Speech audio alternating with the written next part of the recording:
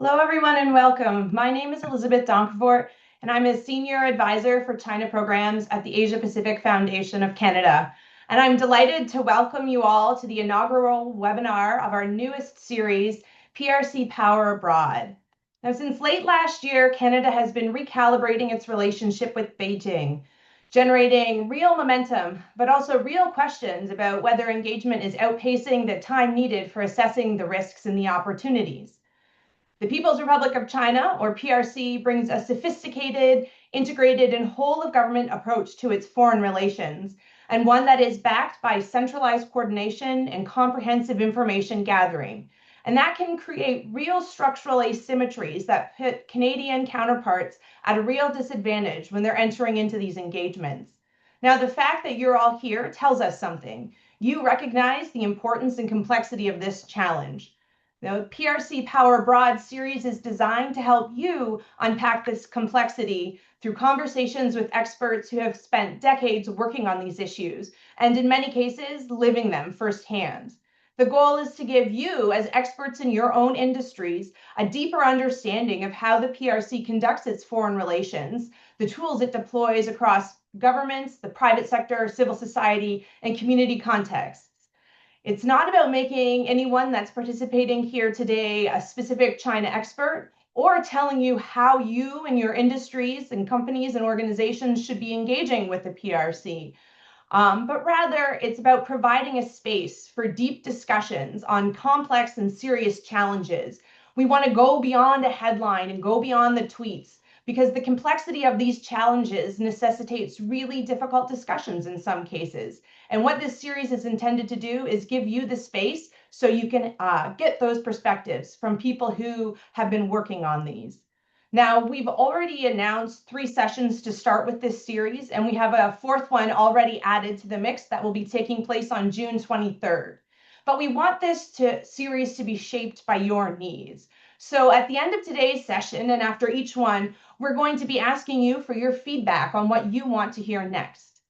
Now on to today's session. It's going to be an overview of PRC influence globally and lessons from Taiwan. This is where we're going to start. It's going to give you a high-level picture of PRC influence operations from a global perspective. Now, this global context matters in order to help you understand the holistic nature of these operations and where Canada fits in, but also to get you thinking about how PRC influence in other countries might impact Canada's efforts to diversify. With that, I can think of no better organization to begin with than a discussion with Umin Suan. And many of you I can see in the chat already probably know him as TTCat from DoubleThink Labs, a wonderful organization I see many of you are already familiar with. But TTCat is going to walk us through DoubleThink Lab's China Index, which is the first cross-regional tool to measure and visualize PRC overseas influence across 9 domains. Now, with 99 data points that are backed by verified stories, the China Index gives us a rich, evidence-backed understanding for our conversations in this series. Quickly, before we get started, a few housekeeping notes.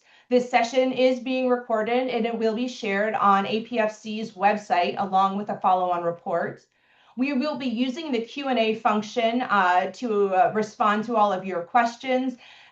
We are going to do our best to get through as many as possible in the 20 minutes at the end of this session, but we do apologize in advance if we don't get to them all. Now, if you're having any technical issues, please message Mandy at the email she has in the chat. And again, after this session, we really would like you to fill out our feedback form and tell us what you want to hear about next. Now, with all of that, I'm really excited to introduce TTCat, the CEO and co-founder of DoubleThink Lab, a Taiwan-based organization that's dedicated to defending information spaces against manipulation. TTCat has been active in civic technology and open government and been an open government advocate since 2004. In addition to leading the China Index and the China in the World Network, he also works in the Indo-Pacific, supporting local partners to track CCP information manipulation, conduct surveys and research on how manipulative narratives impact societies, and how to build democratic resilience. Now with that, over to you, TTCat. Thank you so much for Elizabeth. Wonderful introduction, and thank you so much to inviting us for APFC's webinar. It's our honor and also a pleasure to share our work to all of your audience. Hi, everyone. We are a nonprofit organization from Taiwan. It's called DoubleThink Lab. We started in 2019. So this is almost 7 years of our journey. Our core mission is to increase the awareness for PRC influence around the world, their influence operation, their tactic. So we not only do this global China influence related work, but we also focus on Indo-Pacific, how they use cognitive warfare, propaganda campaigns to target each of the countries for public opinions and the elections. So today we are going to show you some of our work for mapping the PRC's global influence. Next slide, please. So this initiative, next slide. Yes, thank you. So this initiative is what we started in 2019 as well. It's a network, global network called China in the World. So it's combining the stakeholders, including like global think tanks, different regional activists or civil society organization, individual researchers who are studying PRC influence in their own country or in their own region.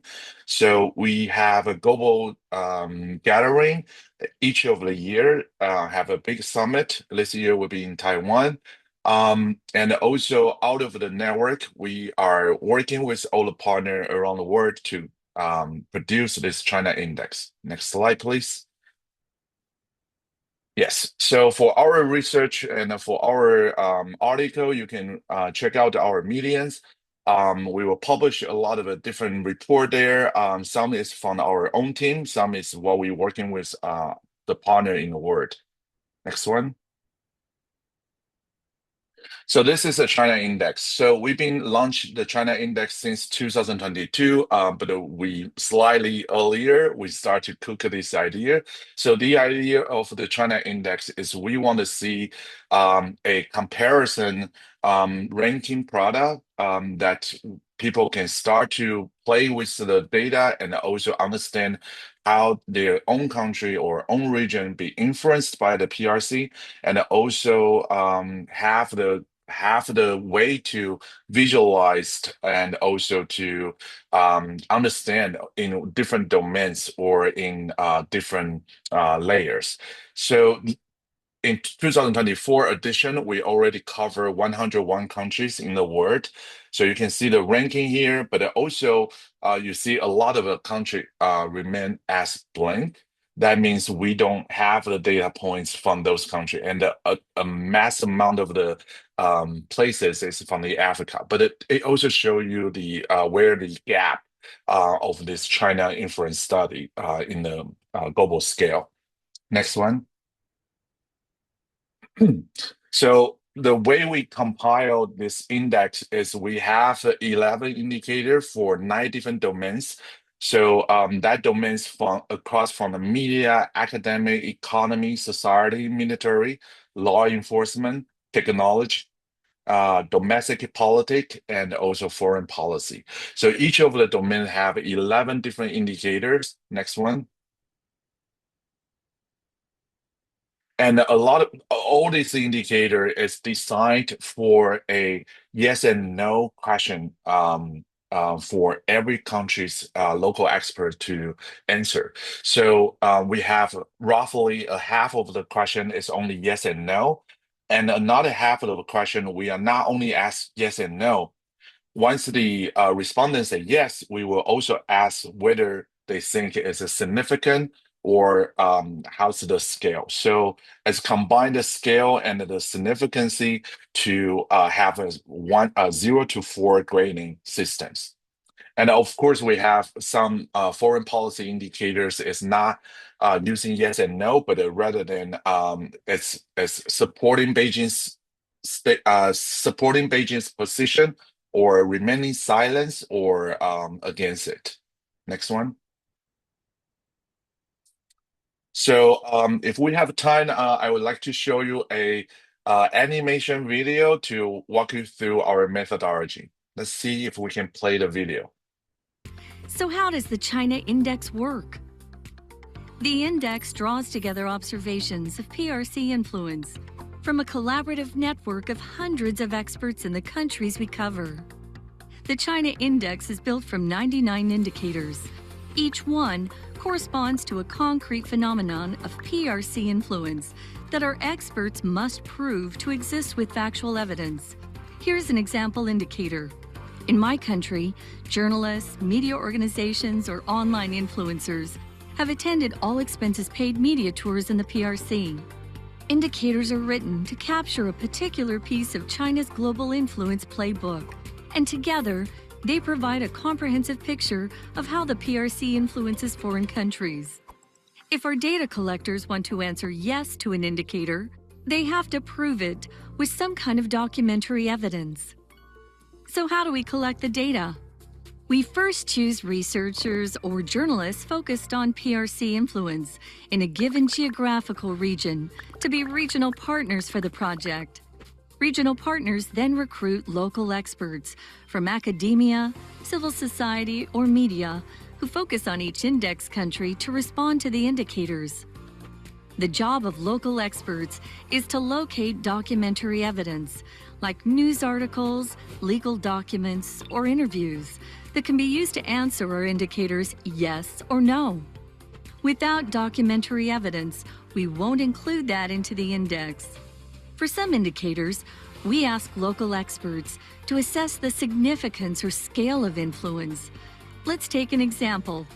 When responding to an indicator regarding Confucius Institutes, a local expert in a small country might see Confucius Institutes at 5 major universities and give a score of 4, whereas an expert in a very large country might observe institutes at less than 5 prominent universities and give a score of 1.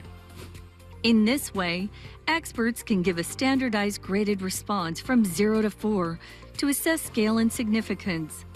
All indicator responses must be reviewed by at least one additional local expert for accuracy. Regional partners then send these responses to DoubleThink Lab for integration into the China Index.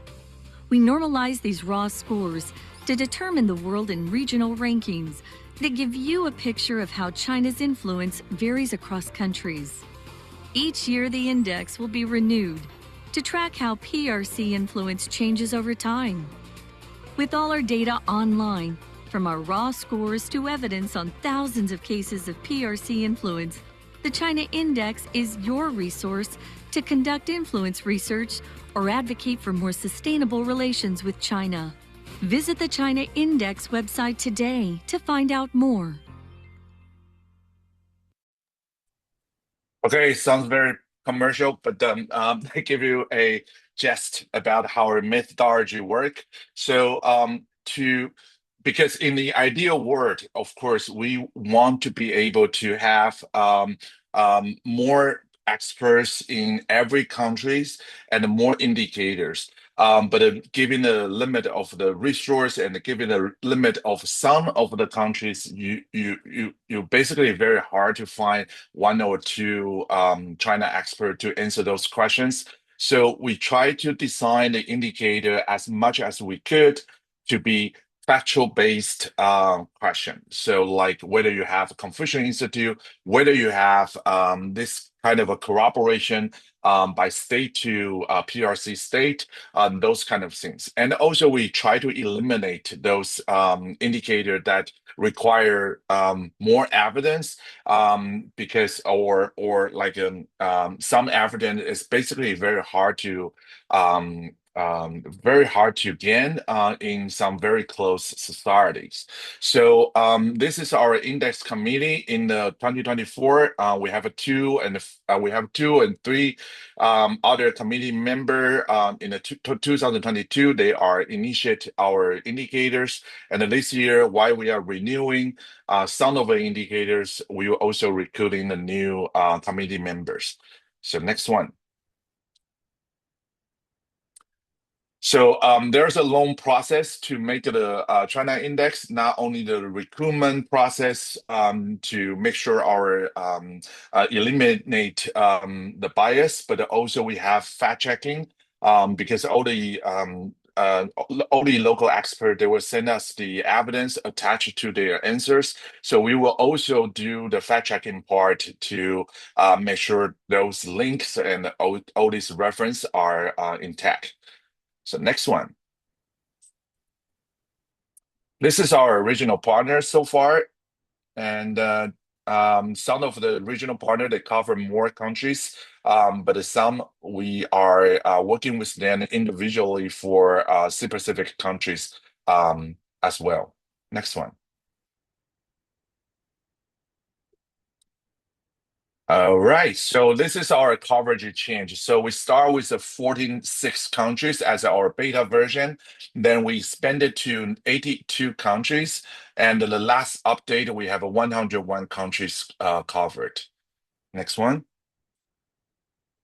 And then in 2026 cycles, we are very exciting. The open code is already out. We have 63 applications received, and we are looking at covered 110 countries in this round. But if we have additional resource, of course, we want to be able to cover more. Next one. So I give you this part, I will give you some of the perspective from the global and the regional perspective and see what's the latest result. Next one.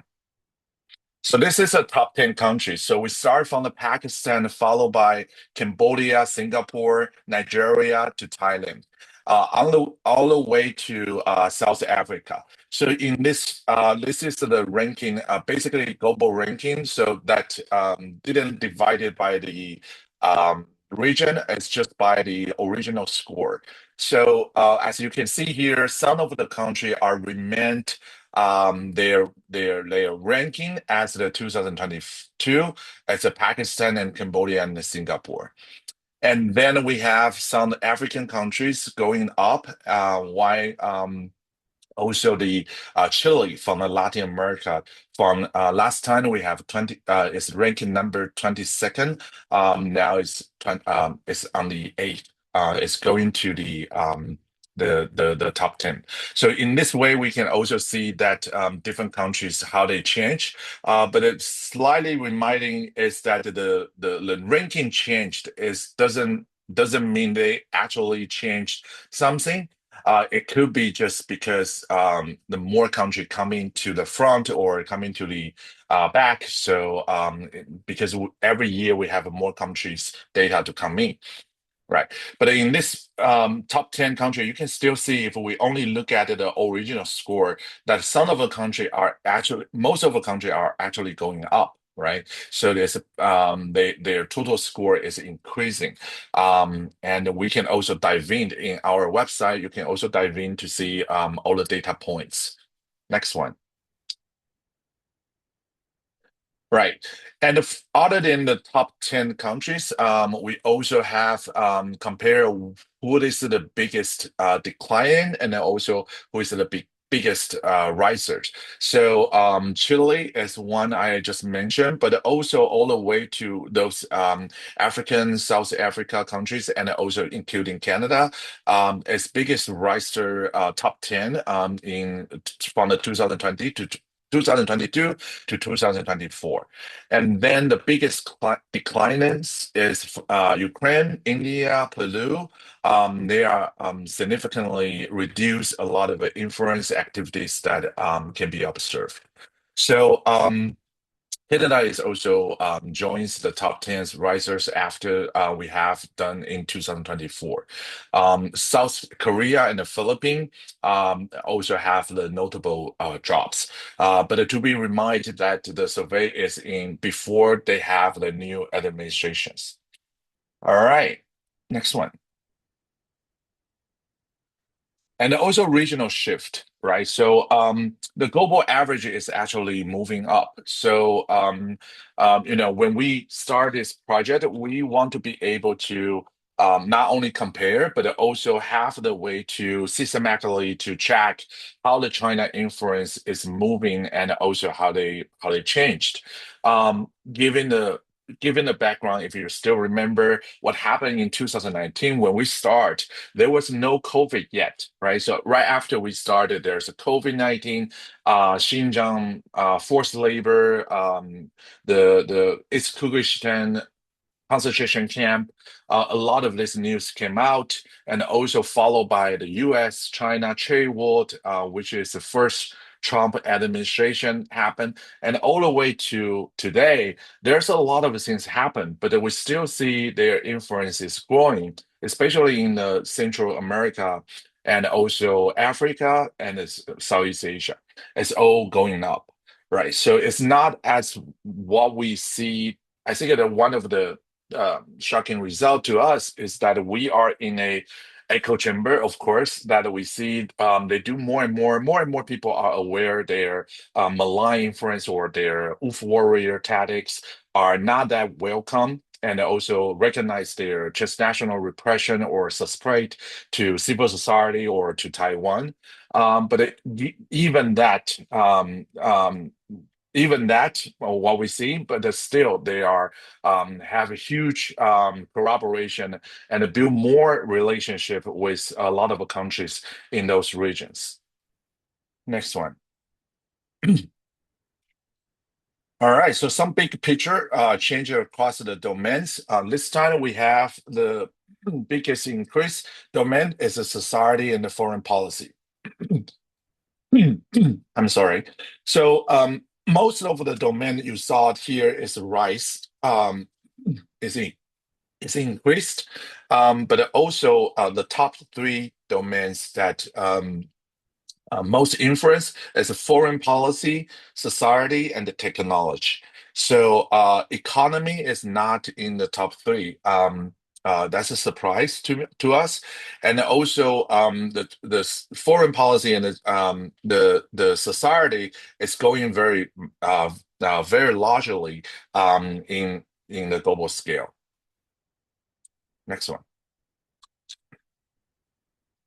We can also play with the data with a different visualization format. This one is that in different regions. So as you see here that East and Southeast Asia, they are overall still higher than other region, higher than Europe and also the North America.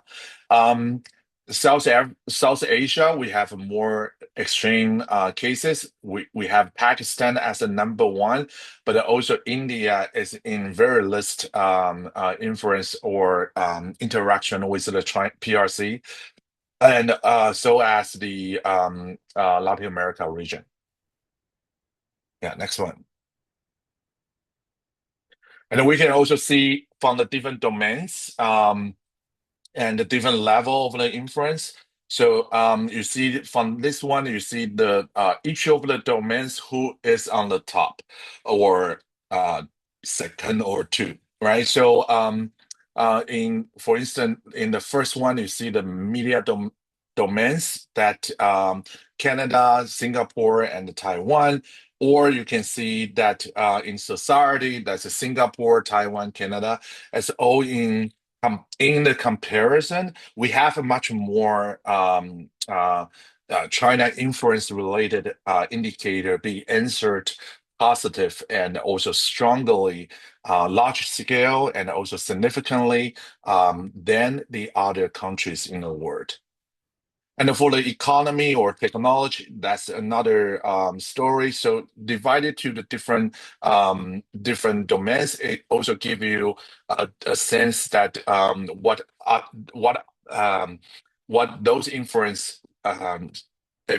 those influence appear in different regions and countries. Yes, next one. So all these domains, what does that mean, right? So we can cluster those domains by different concepts. So academic, media, society, that's what we call it ideology clusters. So those domain indicator in those domains is related to whether China is trying to push their ideology in those kind of medians. Then second one is dependency cluster. That's a lot of a cooperation, technology, economy, and domestically politics as to increase the different dependency level in different domains. And lastly, we have a lawmaking clusters. That's military, law enforcement, and foreign policy that require the politician or decision maker to change the policy or to make the make the policy favor to the PRC interest. Next one. All right, so we have some interesting findings. Just show you that in the foreign policy domains, almost 70 to 80% of the country, they say yes and positive to all this question that whether they have support or keep silence to PRC's policy toward Tibet, Xinjiang, and also Hong Kong, or their territory claims that oftentimes refer to South China Sea or West Philippine Sea, and also their One China principle adoption is 70%. So it's really high. And the next one. And the technology domains that also in this way, we can see that 80% of the country, they have the adoption for the 4G, 5G agreement with the China enterprise. And also 50% of the countries, they have a smart city contract with or procurement from the Chinese companies. So this is also show you that how deeply their dependency relies on the China technology. Next one. And also the society domains. We see the increase that in 2 years that Chinese diaspora would report there's more and more cultural event involving from their Chinese embassies around the world to those cultural events. It started from the 38% in 2022, and going up right now is 72%. And another one is that PRC groups echoing Beijing's view on Taiwan, Hong Kong, Xinjiang, and that is also rising from the 38 to 52.5% of the countries. Yes. Next one. Yeah, so there's a lot of things we can play with the data. You can see in the region what's the most influenced domains and also what's their average, right? So if you focus on the East and Southeast Asia, this is the way you can start to dive in and see what is more significant in this domain than the others region. Next one. And also you can have the close-up to look into each of the country. For instance, like this one, Taiwan is ranked number 11th in the 2022, and it looks like going down in a ranking perspective, but the total score, the original score, is not dropping that much. And also, we're still above the world average. And our most influenced domain is society, media, and the domestic politics. Next one. And each of the country page, you can see this kind of like a radar chart to show you the comparison from each of the domains. And the gray line in the radar chart is the world average. So in this view, you can see that Taiwan is actually less influenced in the foreign policy. That's of course, and also military. Because we don't have that much cooperation with the POA and their military drill or equipment, and also technology. That's the job. That's a remain limit. But in the media, society, and the domestic politics, is also is all above the world average. Next one. So we can also use the same method to look at it in North America. So North America, that is basically a few countries that PRC influence in the US, Canada is evolving and close closely watched. Tech present is growing, and also the debate over TikTok, Chinese app media is shaping the public opinions.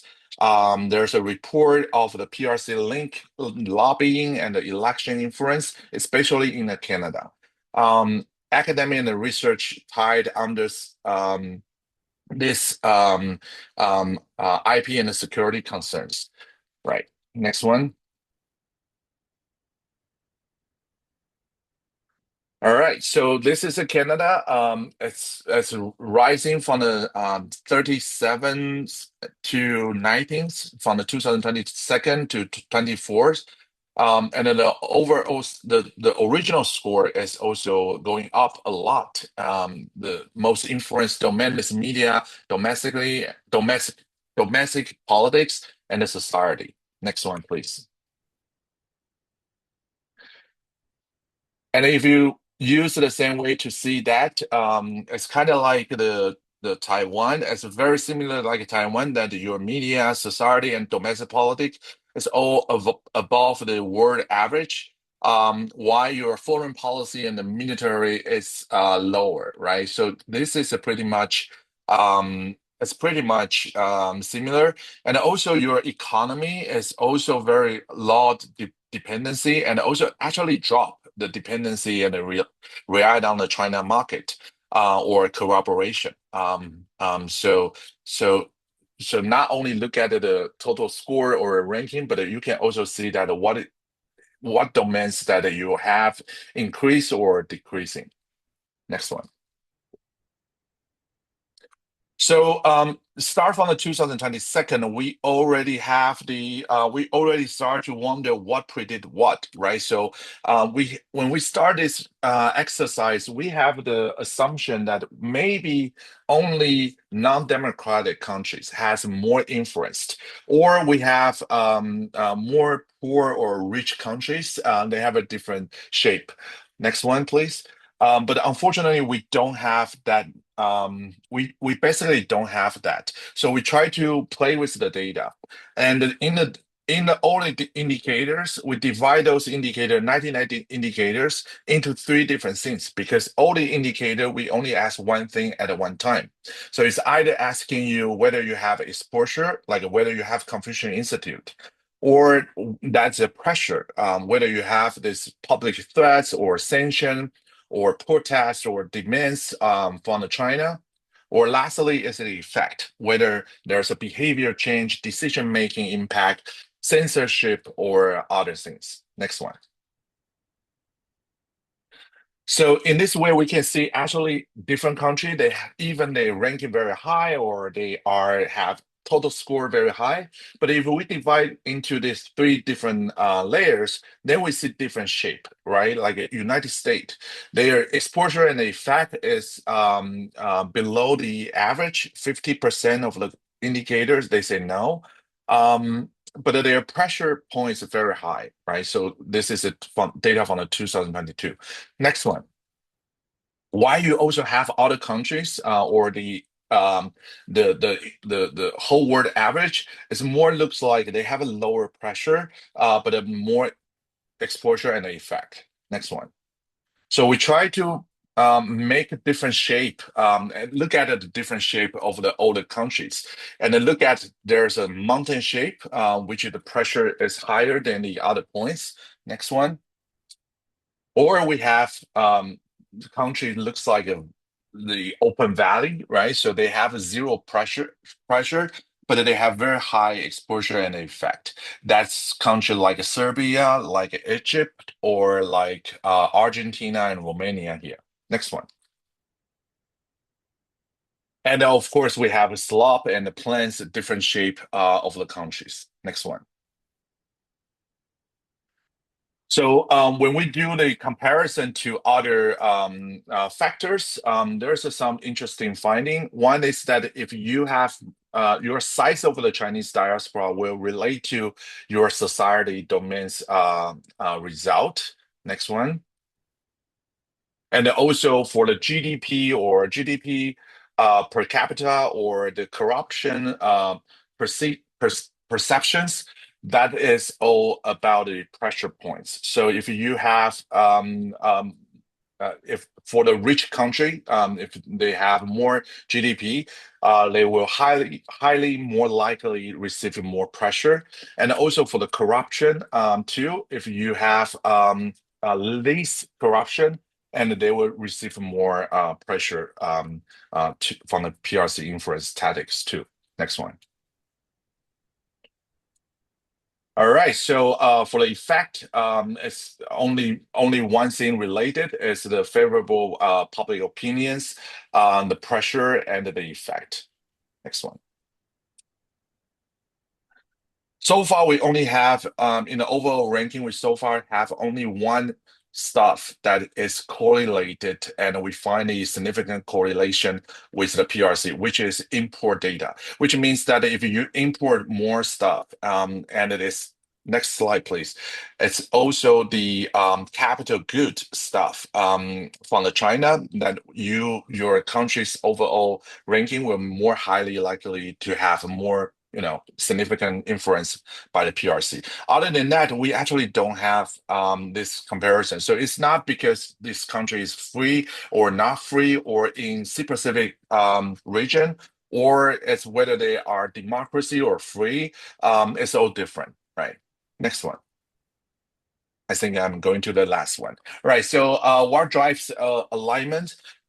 So we also can compare to the 2022 and the 2024, and we see the only link in these three different layer is the exposure and the alignment, which means that we don't see a country who has more pressure, so they have more alignment.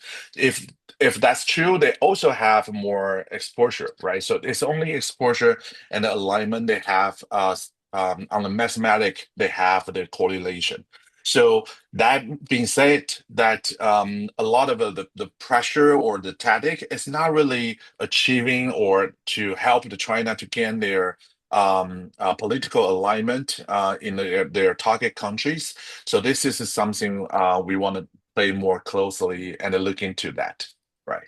Hi, So I think I TTCat. have my time out, right? So yeah, it's okay. Well, I mean, we still have lots of time for conversation, but I think it might be a nice way to give you a pause because you just sort of took us through a very high level overview, and now you're diving in really into the technical areas. And I think, especially if there's a lot of statisticians in our audience, they'll really appreciate being able to play around with that data. But just we're already starting to get a lot of questions, and as you know, I have a lot myself. So maybe we can take a break right here and do some questions. And the first one that I want to ask, and it's something I really like, I think it's important to reflect on whenever we do sessions like this, is, why the focus on the PRC? So, especially here in Canada, we know that the PRC is not the only actor that is conducting influence or interference operations. We had this very large investigation, the Hogue Report, that identified several countries that were perpetrating interference in elections. And we've also had several recent concerning reports about U.S. Influence operations in the Alberta separatist movements. And so just sort of like your reflections on why it is critical to be sort of having this laser focus on the PRC and its influence operations. Of course, of course. So like I start with our starting point in 2019. That was the context when we start to want to do this kind of a project, because that was time that people are really overlooked of the China influence tactic around the world. There was a time without COVID. That was the time that still Obama still there, right? So it's a very different. And I think when we start the very previous exercise to try to map out the different countries' Chinese influence or PRC influence, we often find that a lot of the data point is missing because the transparency issue, and also the level of the level of the knowledge is not equivalent. And yeah, so I think that's where we start, right? And so today, if I want to answer the question why not Russia? Why not Iran? Or even why not America? The way I try to answer is that one is that I think that it's not enough of the understanding of how PRC and the Communist Party run these countries. This is a very unusual country. It's not common as a party state, and they have this united framework strategy to throughout their control their whole country systems, and they run with this control and struggle, fighting each other's internally, and they are expanding their ideology to the world, right? So they are. This is how we start. And also, I think the most important for us is we want to make sure the stakeholders have the platform to understand each other's, compare and learning from each other's, and also identify where's the gap. Whether it's countries or some different domains, there's still gap that require more resource to come in to do more research on. Oh, thank you. I think that's really helpful to be understanding the sophistication and the genuinely comprehensive uh, elements of these influence operations that I think can't be understated. So I have a question, and it aligns with one of the questions we received from someone in the audience. The numbers for Canada are actually quite striking. When you look at them, there's this rise by almost 50% from 38 to 19. It ranks Canada in the top 10 for direct PRC pressure, second globally for ideological influence scores, and it's even ahead of Taiwan, behind only Singapore. It finds ideological influence has been particularly resilient in Canada as compared to its other North American counterparts. And I was hoping you could kind of help us unpack that a little bit more. And one of our audience members is particularly interested in what happened between 2022 and 2024 that led to this increase of Chinese influence in Canada, especially when this was at the time that we were having investigations into interference going on. And any examples you could share would be helpful, and particularly how this is played out in the media. So over to you again. Right. So, first of all, I want to emphasize that it's all comparison data, right? So this is not a judgment, or this is not an absolute understanding how deeply the China influence run in Canada. It's compared to all other countries. You have more indicators check out and have more significant and at scale. For instance, like media. So if you want to look back to, I'm not an expert from Canada, unfortunately, but if we look at the some of those indicators that we do have a lot of this poor PRC media or media corroborations with the PRC in the media domains. The indicator is trying to capture whether there's a united front work or media ownership or corroboration with your local media throughout the world, right? So you have more on that. And also for the society, the TikTok app become very popular. That's also a potential stuff. And also for academic, I think the Southern Talent or other academic corroborations or PRC linked United Front work related diaspora communities, all these indicators, you just have more to other countries, right? So this is also very important is that people from Canada can also argue that's because you are more open and free countries, right? So this is not my place to comment. And it's not about good or bad. It's also a tool to give you the data, and you can actually debate whether there's a risk and whether there's a point that worth more attention to it. Yeah. Thank you, TTCat. I think that that's a really important point that I want to sort of draw a double line under for everyone, is that the index is intended to sort of flag where we should be looking and maybe allocating resources to dig a little deeper to see what the actual impact is, if I'm understanding what you're saying correctly. Right. Yes. And I think that this part of the conversation actually leads us to a few of the slides that I didn't give you a chance to get to. So maybe we could pull them up where you were talking about, Yuko, maybe we could pull up some of those slides regarding resilience, TTCat, and you could maybe share a little bit more about sort of having done this for several years, what resilience looks like and what we need to do once we become aware of these issues. I really hope I can answer that question, but I have to say that Taiwan doesn't really very good at that resilience part. So the reason that we put Taiwan and Canada there is not only I from Taiwan, you from Canada, but also I see there's a lot of a similarity there. We all believe democracy and the freedom of speech, and we are very open society, and we are very friendly to Chinese people and also their community to come in. In fact, Taiwan is open up for more Chinese spells to come in and to get the identity too. Um, but that given said, is also in our own case. I don't want to judge what happened in Canada, but in our cases, is that there's a oftentimes there's a lot of things that we don't have any safeguard or policy. For instance, um, we have people who receive the PRC's money to run fake polling during the presidential election, and then they got prosecuted, but the result from the court is very very light for I think only for a couple thousand fine dollars fine. That's it. So in terms of the resilience or really looking for the safeguard, one is transparency, another one is to really to block those risk or critical infrastructure,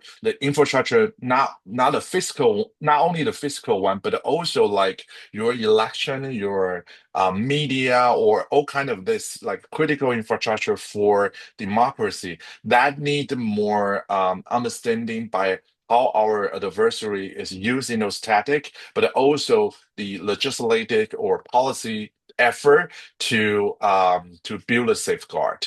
So yeah, there's a tons of the cases we can also share. Like there's in our election there's a lot of election influence. Like I started with the beginning, we also do their try to tracking. But not only that, we see a lot of this evidence shows there's a systematically poor profit actors is helping the PRC state or POA is to move in those message to our election period and try to circulate it. So I often like to have this, say is that it's of course it's a freedom of expression if you create 10 different fake accounts, you have a different persona in different community or different app, right? But whether it's a freedom of expression that a rich person or a rich country, they can create 200,000 fake accounts and pretending they are all your citizens, your voters, to join the online debate for public policy or to support certain politicians. So I think that there's a fundamental decision, line there, and that need more attention and to build more resilience or safeguard there. Yeah. Mhm. Yeah, with that in mind, I'm not sure if you can see this on the screen. We're sharing, one of your slides you didn't get a chance to get to, where it's talking about these sort of early warning signs that you look for. And maybe I'm wondering if you could give a few examples there, but what are some of these early warning signs of potential influences, especially in the society or the media domains? Yes. So this is a kind of like our experience from our own experience from the Ukrainian war, right? So we are looking at that before the invasion, how they shifting the media narrative and also using a lot of this commercial or state-sponsored media cooperation to really shaping the conversation to a lot of different things. I think one of your prepared question is about the Chinese, how we divided Chinese and China China governments, communist governments. I think if we look back, this is only built in this 20 years, right? So the communist government is using a very long-term and strategy to try to reshaping the global narrative and the framing to binding the Chinese people, governments and the Communist Party and to Xi Jinping as the one. If you attack any one of them, you are attacking the whole 1.4 billion people, right? So this is their human shield.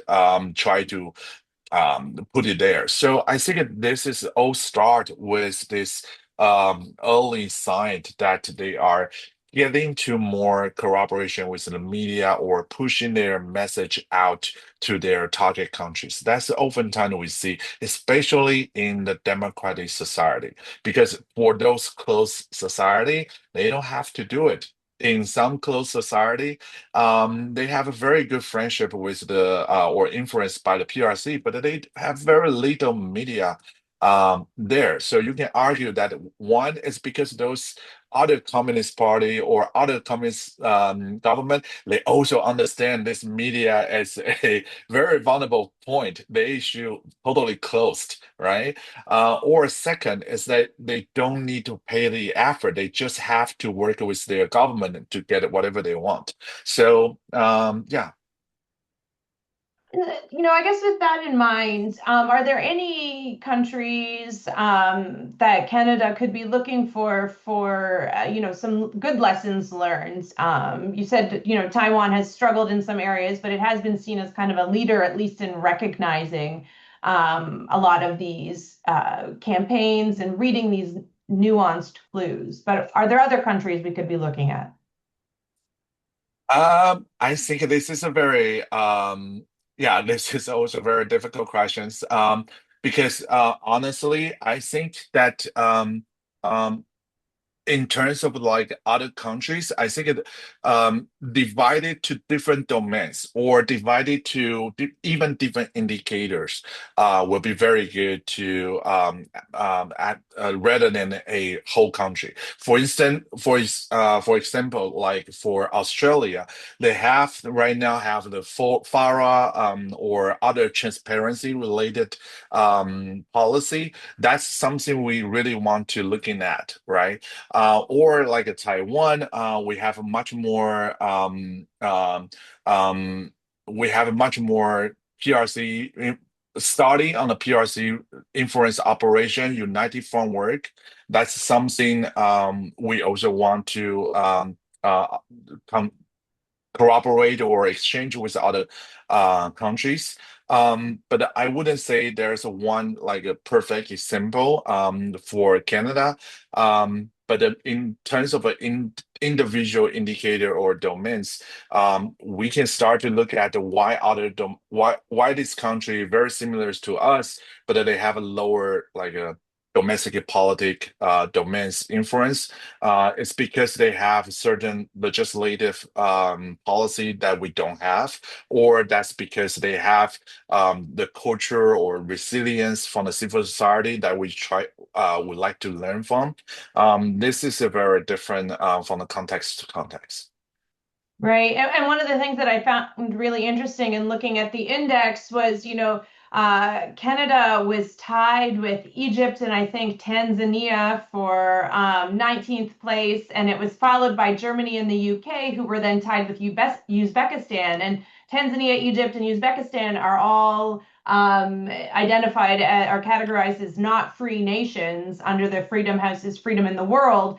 And so it really seems like it's almost all over the shop. So I can see what you're saying is it's very difficult to learn a lesson.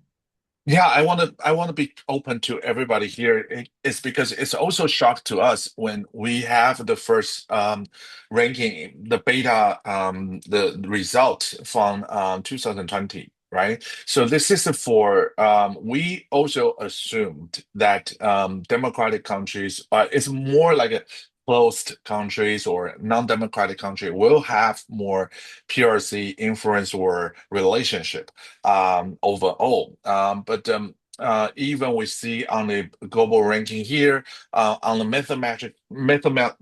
on the math part, that the data doesn't really give us those conclusions. So I wouldn't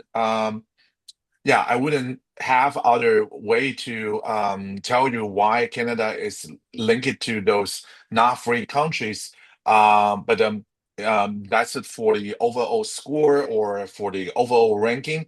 But I think it compared to different region or domains, that's much more meaningful for stakeholders to understand what's their where's the gap we need to work on, because all this indicator 99 indicator is what we work on the Chinese influence playbook, which oftentimes relate to their united front work tactic and strategies, and the global strategies as well. So I think that's how we look into those data points, and this is how we should understand the lesson from the index. Right. I think, and I want to be respectful. We're getting a flood of questions coming in right now. And so one that sort of aligns with what, or picks up on what you were talking about, is saying it would be interesting to also develop indicators of safeguards or resistance against foreign influence by target countries and assess the correlation between resistance and influence. For example, what could explain the significant decline in influence index for some countries like Korea and the Philippines? So I'm wondering, have you seen this? Do you have plans to do this, or what might it look like? Not to put you on the spot to create a new program. We definitely want to create a new program. This has been discussed among our China Index regional partners and the committee. We've been wanting to do that for a very long time. And if there's a right avenue to have a more resource or opportunity for grants or to increase or scaling up the projects, we definitely love to approach. I think that this resilience part is really important because that really can answer more questions that Elizabeth just proposed earlier about how we defend, how we build a safeguard, how we learn from each other's, right? So I think missing of the data, those kind of data is such a shame. And also, I'm glad that people are recognize it and really looking forward. If you know any opportunity for us, please let us know. We are happy to moving forward and evolve into that direction. That's great. And not to put you on the spot again, but you did have another really great slide on kind of these 4 lessons for open societies. And I don't know if maybe you want to walk us through that when I've just shared it on the screen right now.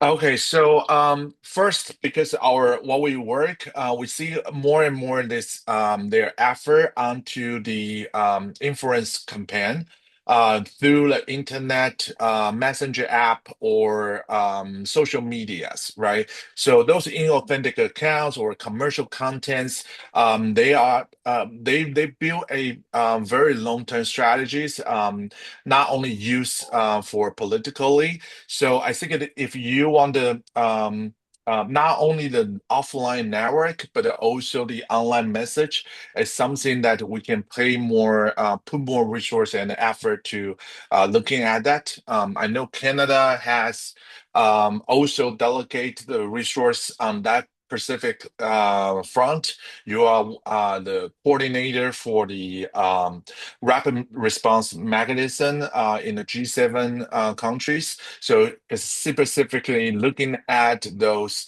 what we call FIMI, foreign information manipulation and interference. But that's give you a sign. So that's one. And the second, because for the open society that is oftentimes be categorized as a freedom of expression, and not really looking for the actual personhood behind those accounts. Second is the influence change who people trust, not just what they believe. So sometimes those influence campaigns that what we see is try to they are try not only try to make you believe what is false or what is true, but they try to shift into what channels you are listening to, and try to lock in you to a certain narrative, and in the long run that you don't believe other stuff, right? So I think that breaking this echo chamber or polarization is something we all want to do. So in Taiwan, we have other program to delegate to closing the polarization, because I think that's other than political precision. In the end of the day, the problem is that people don't trust each other or they don't talk to each other at all. Right. Well, and I think that You want oh, go ahead. no, you want me to finish the last two or? Oh, sorry. I can put them back up, sure. And then we just have a few other questions too that I Okay, yeah, of course. Let's hoping to talk get. with those questions. Sure. And I think you've answered one of them already, sort of looking for what are the clues or the indicators for what we can see are indicators for potential interference operations. I don't know if you had any that you wanted to add to that. Excuse me, can you say it again? Sorry. Any of the indicators or clues that we should be looking for different types of interference operations? Um, yeah, so we try to make it as diverse as possible. So just like I start with, in the ideal world, we want to have 900 indicators. But then given our limit and we can only have this 100-ish indicators. So what we're trying to do is we try to make sure that we are not over asking same things twice in different domains, right? So each of those indicators are we had a debate, we had a discussion among our committee. So it's really diverse. And also we will renew every round for around 10% to 20% of those indicators, because thing is moving on. For instance, like 10 years ago, if we have the index, we wouldn't ask the question about 4G, 5G, because there wasn't there. Right now, I would say in 2026, we probably would have AI-related indicators to come in, because things are moving and changing. So overall, we are looking at in one domains, what really matter in these domains. So this is a very this is a very fun exercise and a project for us as well, because we also learn a lot from our partners around the world. And it doesn't help us to become like the global expert for the China influence ourselves, but it's a collectively product that we can also learn from each others. And I'm also learning every day when we play the data or working with our regional partners. Yeah.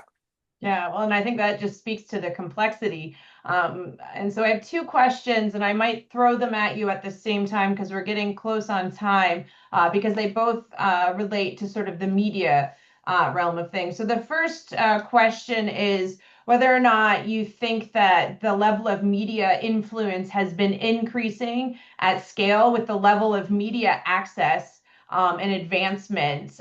So it might be skewing the results because we're seeing, if I'm understanding the question correctly, more access to media. So at the same time, the influence in the media indicators is going up. And then the second but related question is, for your purposes, is it possible to differentiate between what constitutes influence by the state and the PRC governments and that which comes from Chinese private industries and companies, particularly media and technology domains? Or do you just, does the index assume that the state has centralized control and therefore any influence ultimately emanates from the state? I want to answer the second one first. The second question. In China, a lot of those companies, they are especially to media or critical infrastructure, tech, very big technology, telecom, and also those kind of company. There's no um, total private companies, right? So even if you are start with the private, if you don't have certain like a open door from the state or green light from the state, you can never had such big scale or going out to cooperate with companies outside of China. And this is also how they control these private enterprise. You see Alibaba, you see Ma Yun, even this big tech company, they all have to answer to the Communist Party. And then each of the company at a certain scale, no matter which sector, you need to open an office as called Communist Party office inside your company. So the party will send an officer from the party, not from the government, to sit in your company to oversight your ideology and your strategy and how you work. So this is why I'm trying to emphasize is that this is not a common countries. This is not how US or other countries try to build their, or Canada try to build your influence around the world, right? You and or control your coordinate with your private enterprise. So this is something I want to answer by that point. And for the first question, sorry, what's the first question? It was sort of more methodological in nature. So, do you think that these increases in media Yeah. influence and the scale and impact are correlated with the advancements we've seen in technology for media and also advancements in media access globally in these different countries? Well, yes and no.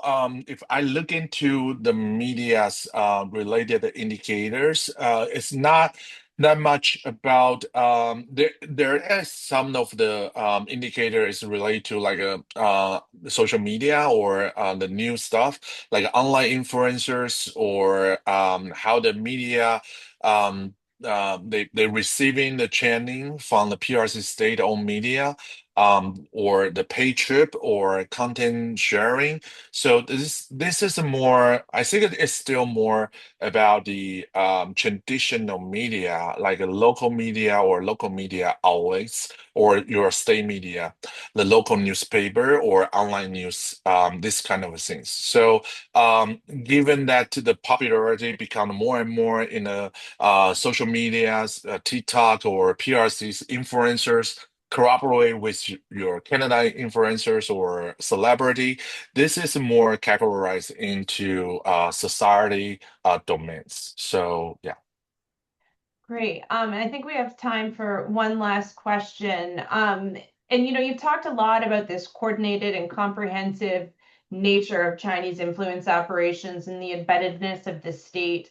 But one of the things we've seen, globally, with a lot of middle economies, including Canada, looking to diversify their economies as shifting towards this idea of pragmatic engagement, or Prime Minister Carney refers to it as variable geometry, where you're siloing out areas of mutual interest and you're trying to look very exclusively at that engagement through a singular lens.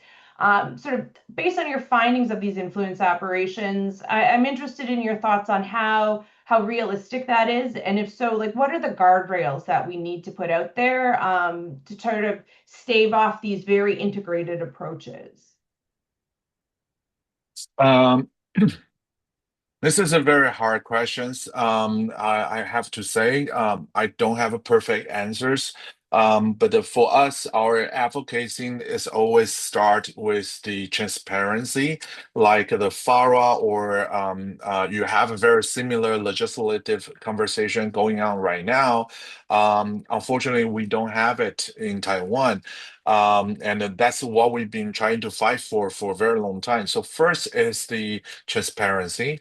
And the second is that we are not looking at the people who has those corroboration or identity as the suspect, but more like they are they need to be protected because they are more vulnerable to be threatened or to be or they have a family in China, could be the leverage or to influence. So give you one example. So in Taiwan, we have a lot of military troops or our soldiers got into this debt trap by online gambling or by online scam, and they into those debt, and they have to work with the PRC or their POA people or to give out some of the information. So for that, we are not seeing only soldiers as the potential suspect. We are looking at how we can protect them. So right now, the Taiwanese government is having this like emergency mortgage, uh, spatial mortgage for those for our army, for our soldiers. So if they are into any kind of this debts, they can just go directly to their supervisor or access those funds.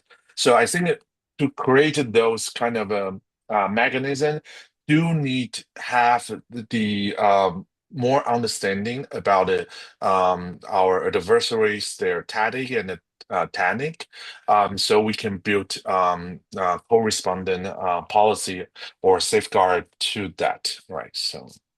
Right. And I think that touches on another area that we didn't get to dive too deeply into today, is, how, in particular, you mentioned diaspora communities end up being, highly vulnerable to attacks, but then also can become vectors as well at the same time. And it's a really difficult dynamic that I think a lot of governments have to grapple with. But unfortunately, we are at time right now. We've only scratched the surface, for which I'm terribly sorry. But I want to thank you, TTCat, and your team at DoubleThink Lab for being here with us bright and early on your Wednesday morning. For those of you in the audience, as I mentioned, this is an ongoing series, and we do want to know what topics you want to have covered after the next 3 sessions are completed and what experts you want to hear from. So please do take a minute to fill out our feedback survey that we'll be sending out after this event.